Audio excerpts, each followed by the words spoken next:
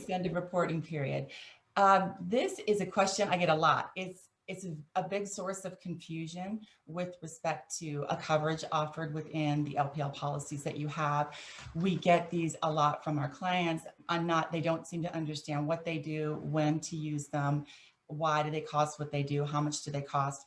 And so if you have found yourself in that situation, I want you to know you're not alone. And my goal in the presentation today is to hopefully illuminate what they are and give you a good understanding of that, and hopefully provoke questions that are relevant to your situation. I also want to comment that extended reporting periods do not look the same in every policy. So it's a type of option that's offered, but it's not the same. So it can differ with respect to how much time is offered, how much they cost, and what types of ERPs are offered. So know that what we're talking about today is a bit of a summary. I've pulled language from different types of policies so you can see some of the differences. I'll try to contrast where I can, but just know that they do vary. And so my suggestion is, once we're finished with this, if you have questions, go look at your policy and see what it says. If you have any questions, you can call me. If you have another agent you work with, you can call them as well, and they can clarify any questions you might have. So what is an extended reporting period? This is, simply said, an option that lies within the existing insuring agreement, which is your policy, that offers the insured the ability to extend the coverage they have under their current policy after it is canceled, to protect themselves from claims arising from acts that occurred prior to cancellation. Okay, so we'll stop there. That means that you have an option within your agreement that allows you to buy extra time once that policy is expired, whether it's canceled or non-renewed for whatever reason. So once the policy isn't there anymore, you have an opportunity to purchase time moving forward to continue to report claims that arise from acts that the firm committed while the policy was active, for the period of time that you select. And because it's an extension of the reporting of the policy, that means that the limits you have, the deductible, and the prior acts date are extended. So what I mean by that is, if you purchase a 2-year extended reporting period and you've had a policy for 10 years, so your prior acts date is 10 years, that means that for whatever amount of time you purchase moving forward, whatever ERP you purchase, you have the ability to report claims that arise out of any acts performed during that 10-year period that you had a policy. So real important to just understand that out of the gate. Okay, an ERP is not a separate policy. And that's where I like to call them extended reporting periods, because that's what the policies call them, but often they're referred to as tail policies. Tail policies exist. They're standalone policies, and they're different than what we're covering today. I'll reference them a little bit, but we're not going to get too into detail on that. So just bear in mind, the extended reporting period is an extension of what you already have at the time you want to extend. So the limits of liability can't vary, the deductible can't vary from when you decide to extend. So if you have a policy with 1 million limits, all you can do is extend the 1 million limits for some amount of time that you choose, which we'll get into. So, okay. All right, types of ERPs. Again, I want to comment, not every policy will offer all of these, but these are the types that are available. Some offer all, some offer some. So as we move through it, you might hear something that you think, wow, that's really important to my firm. I want to have that available in case we need it. You would want to reference your policy and see if you have it. And if not, think about moving to a policy in the future that offers you what you're looking for with respect to your ERP. So an optional ERP is something that either a firm or an individual can execute. For the firm, it covers everyone who has ever been at the firm at the time. So it's everyone who's been with the firm before or at the moment the ERP is executed. So we'll take that 10-year look back period. If you have a firm that has been around 10 years and they want to purchase an extended reporting period, when they purchase it, it will allow reporting for some amount of time in the future that they choose choose for anything that happened 10 years prior committed by anybody who was ever at the firm. So that means, partners, members, associates of counsels, independent contractors, paralegals, legal secretaries, law clerks, anyone who was there who performed some act that gives rise to a claim, that would be reportable under that ERP. For an individual ERP, there's two general types. One is a retirement ERP. Obviously, if someone, an individual is retiring, some policies will offer the ability for that individual to purchase an extended reporting period called a retirement ERP just for themselves upon the condition that they will no longer practice law. So that's a retirement ERP. Those you have to pay for just like you would for a firm ERP, unless you're with a carrier, and many offer this, that offer a loyalty discount on this type of extended reporting period. And that is typically a reduction in the cost. It can be free with some, it can be reduced by 50% if you've been with the carrier for 3 or more years. So this is real good to think about if you think you might have some partners that will be retiring in the next, say, 4 or 5 years. You might want to research and purchase an extended reporting period or a policy that contains an ERP that provides a discount after a certain amount of time, because as you'll see when we go further into this presentation, they can be quite expensive. So anything you can do to proactively contain that cost now is very helpful to the firm. And then there's the second kind of individual ERP is a death and disability. Death and disability is just what it says. If a attorney at the firm dies or is disabled, every policy I've ever seen gives that for free. So there's no cost associated with it. It's issued to that person, and if a claim arises out of something they did, that ERP would cover it. Next is an automatic ERP. So the first step is optional. You have to look at that and you have to decide and you have to tell the carrier you want it. And if payment is required, you pay for it. The second is automatic. Automatic ERP, every policy has at least 30 days. Some have 60, but we'll go with 30 since that's more common. And there's no cost associated with those. And what an automatic ERP provides is the automatic ability for a firm to report a claim that arises out of something that they did under the old policy for 30 days after the expiration of that policy, even if they're with a new carrier.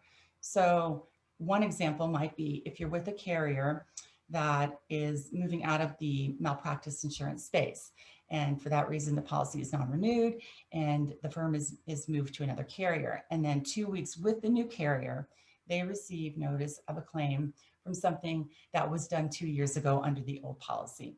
They, if it happens within that first 30 days, can still report that to the old carrier for coverage, and it wouldn't affect coverage or premium with the new carrier at that moment. So real important to know about those. It's kind of a nice opportunity whenever you move to a new carrier. It doesn't have to be a situation where the carrier is out of the market space. It could be just you move to a new carrier.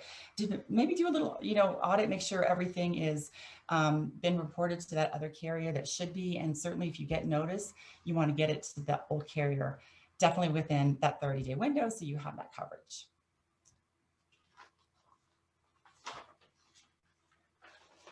Okay, this is one we'll spend a little time on. What length of ERP can be purchased and what does it cost? Okay, so ERP length and cost are prescribed by percentage on either the policy declarations page or within the policy form. You can know what option will cost by referring to your policy and calculating the cost using the percentages provided therein. So in example 1, so we can really illustrate this for you. Example 1 is copied from a declarations page. Example 2 is pulled from a policy form. And what I want you to know about ERPs out of the gate is no matter, and you can see just from looking in option 1, example 1, there's some differences. They don't look the same, and we'll get into that a bit, but that's sort of a good example of what I referenced earlier. They're not going to ever be exactly the same from policy to policy. They'll be similar, but not exactly the same. And the other thing I want you to know is that the cost for an ERP cannot be less than 100%, nor can it exceed 300% of the expiring premium by law. So what you'll see is, a 1 year will always be 100%. So if you look at example one and you see the 1 year, and then you go down to example two and you look at A, 1 year, both are 100% of expiring premium. So no difference there. If you look at the last option available under both examples, so in example one, that would be 5 years.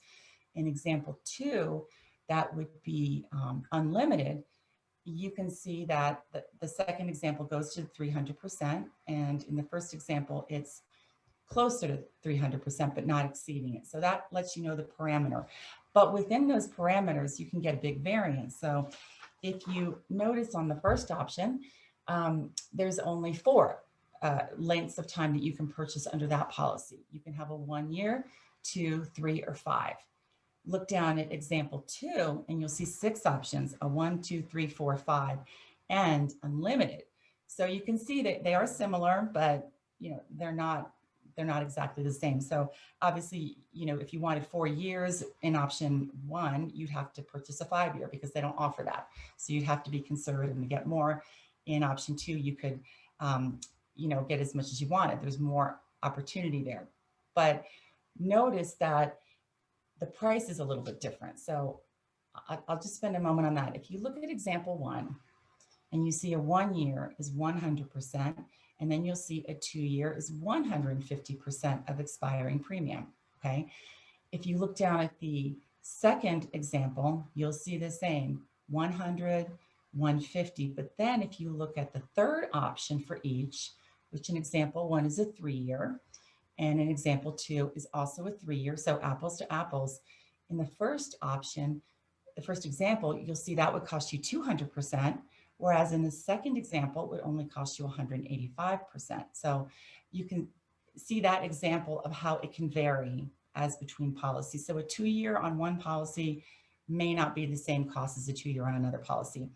And also notice that one policy, the first example again, offers a maximum of 5 years, okay? The second one offers unlimited. And why that's real important, because if you are engaged in an area of practice where you would want an unlimited option, that first policy is going to be very disappointing for you when you want to execute an ERP. So you want to think a little bit, these are not things that people need right now, so they tend to not dig into them deeply, but you don't want to be surprised by having to spend too much for one or being forced to choose from options that really aren't best for your firm. So if you have an area of practice, for example, estate planning, great example. Within estate planning practice, if you are dissolving or shutting the practice down, you certainly want an unlimited ERP option because, in an estate planning practice, a claim can be made in 20 or 30 years after a trust is created or an estate plan. That's when the error could be known and that's when the claim would be made. So a 5-year ERP would not be very valuable to a firm who was focusing on estate planning. So those are some things to think about. Also, as you're thinking about when would I need an ERP, if you can foresee any big changes happening in your firm within the next 3 to 5 years, it doesn't mean it would dissolve. It might mean you've got a lot of partners that are getting older and they're going to retire in the next 3 to 5 years. That would be a big change to the firm. You would want to look at this. If there's been talk about maybe merging with another firm and you're at the beginning stages, you might want to look at moving to an ERP that would adequately accommodate your needs in the event you need to exercise the option. So just a few things to look at when you're digging into the ERP. And then a couple other notes on this. They have to be purchased within 30 days of the policy cancellation date. So if you have a policy that expires on June 1st, you would have until June 30th to let that carrier know what ERP option you would like to purchase. So you don't have to do it at the moment the policy is non-renewed or canceled by the insured, but you need to let them know within 30 days or you lose the option. So just important to note that. And also, unlike an LPL policy, that you're paying annually, these have to be paid in full because they are non-cancelable. So by law, an ERP cannot be canceled by the carrier. So for that reason, if the carrier does not collect payment in full and the insured for some reason cannot pay for the policy, the carrier has no ability to cancel it. So that's why if you've ever experienced an ERP purchase before, they require all the money up front, just to let you know that.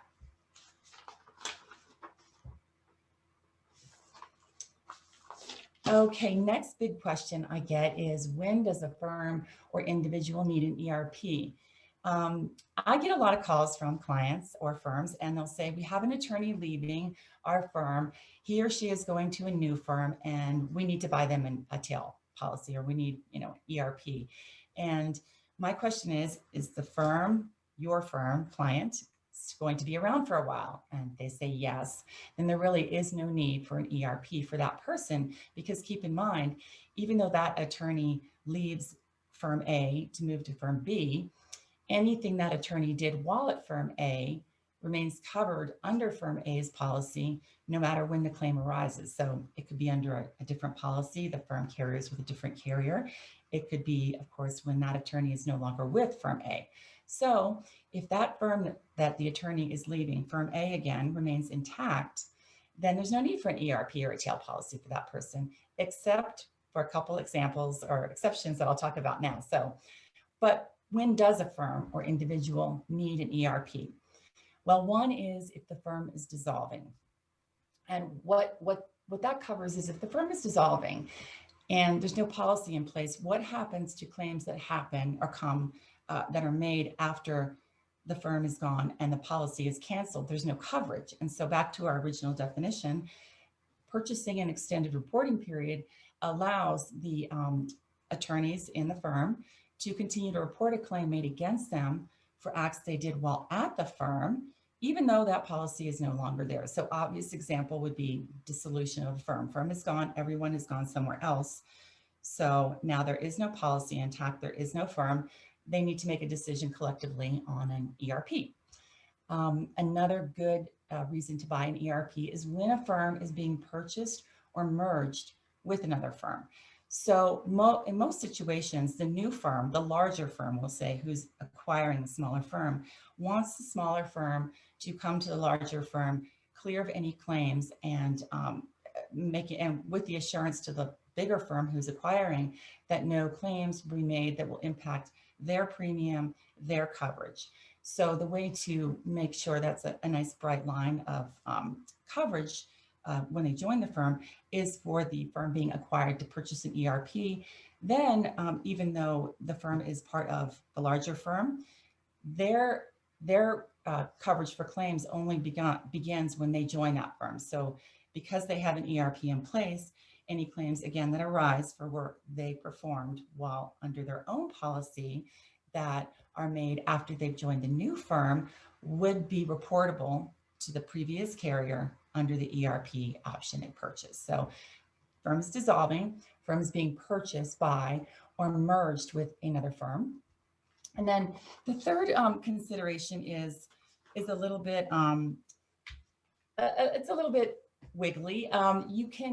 This is maybe where you want to go for a standalone if your policy doesn't offer an individual ERP. And this is if you're leaving a firm. Let's go to that first example. There's an attorney leaving a firm to go to another firm, and that firm is still there, right? And they have a policy, but maybe the reason the attorney is leaving is that there's a lot of discord among the partners.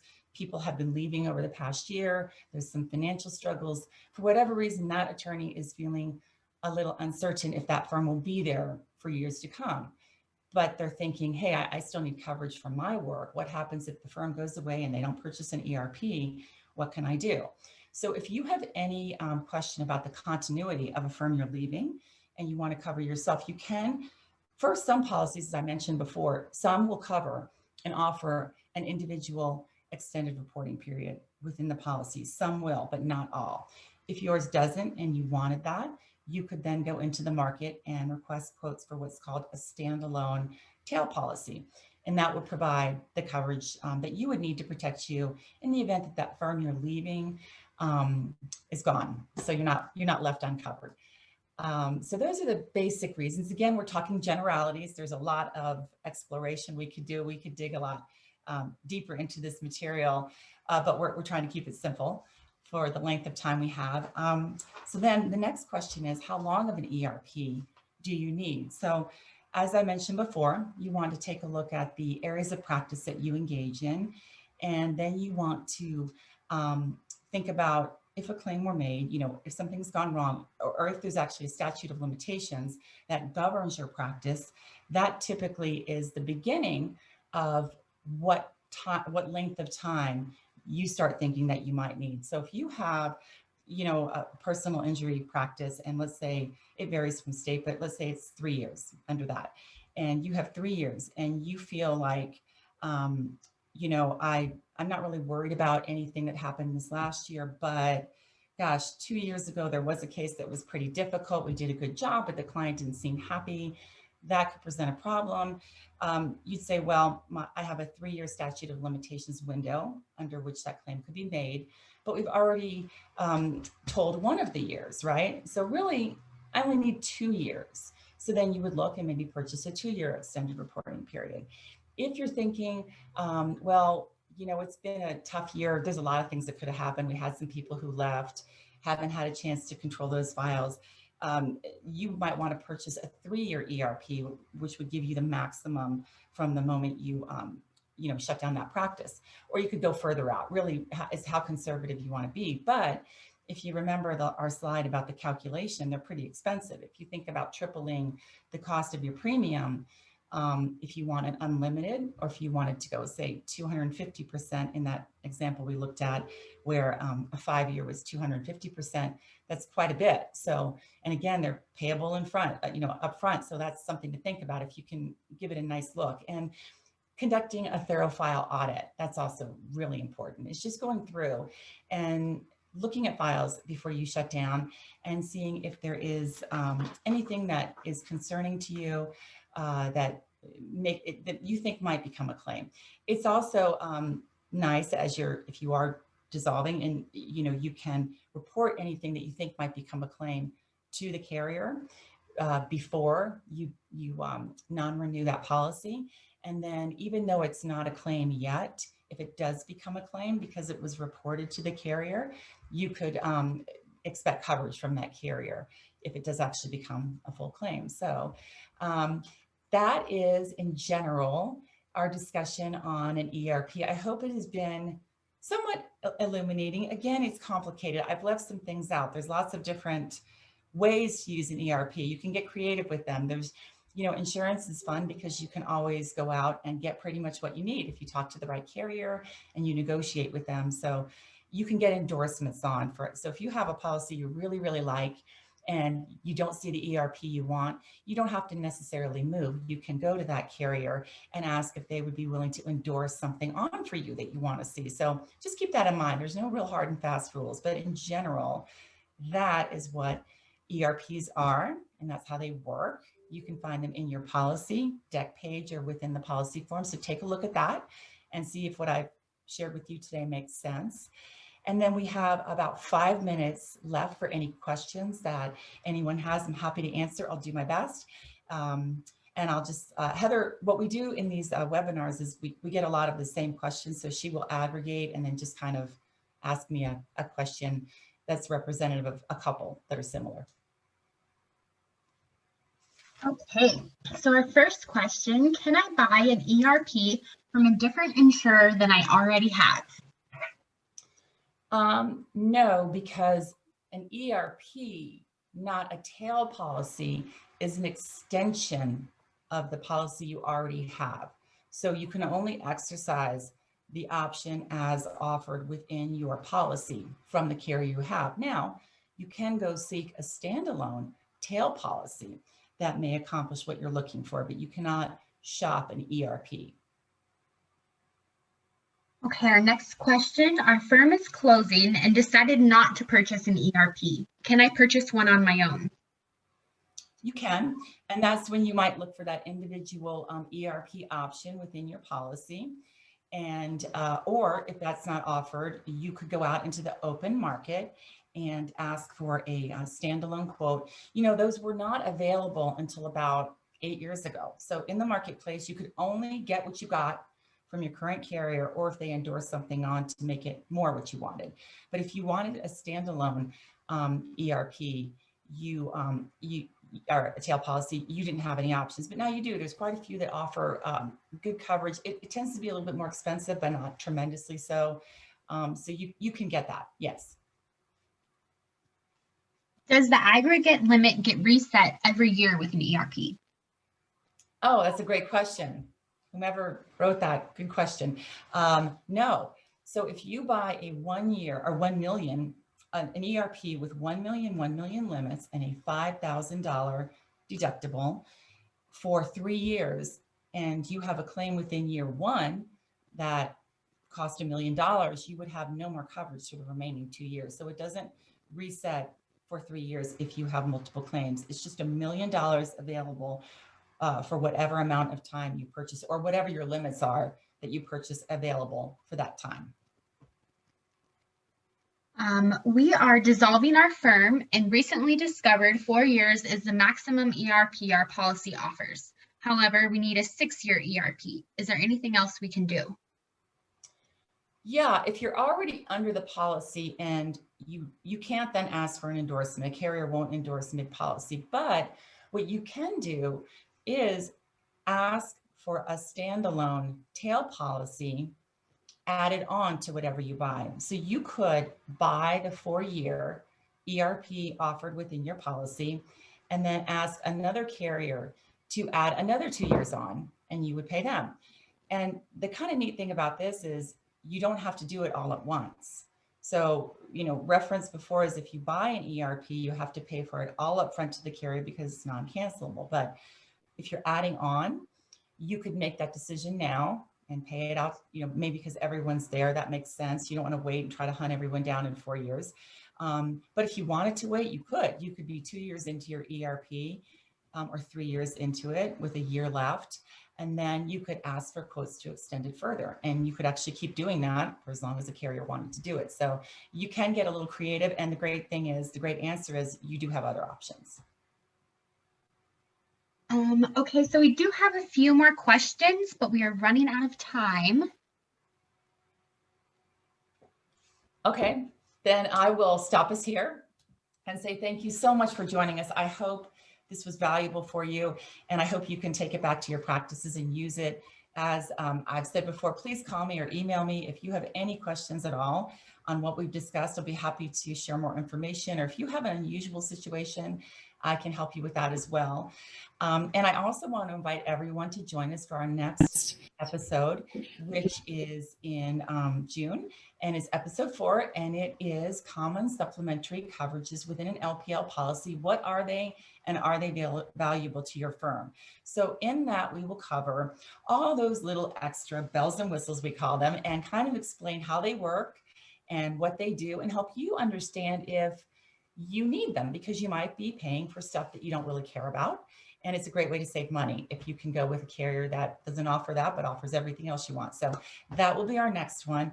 Again, thank you so much. I hope you all have a wonderful day, and we'll look forward to seeing you again next month.